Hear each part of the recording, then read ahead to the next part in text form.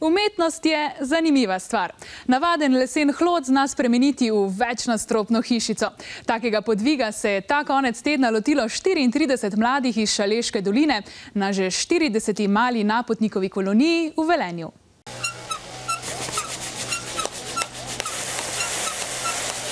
Mladi resno in zavzeto spreminjajo lesene hlode v umetniške skulpture.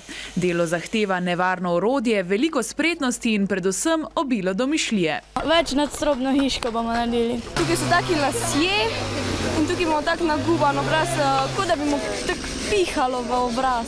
Najprej si pač narišeš vzorec, pa ko dobiš, upoštevaš te debla in prilagodiš se lesu. Kolonija že 40. leto poteka v spomin na kiparja Ivana Napotnika, ki je že kot deček v Šoštanju na paši rezljal figurice iz lesa. Zanimivo je delati, pač ko vidiš, kaj nastane, lahko vse iz lesa. Mi tudi veliko ustvarjamo, pa v šoli tudi.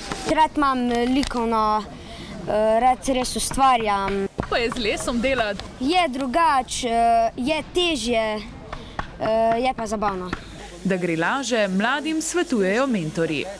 Obdelovanje lesa je zahtevna in tudi zelo naporna naloga. Radirke ni, tako da kaj pravzaprav storite, če se zmotite? V bistvu naredimo kaj drugega. Po 2 dneh so iz lesa nastale takšne skulpture. Ogledate si jih lahko v galeriji Velenje.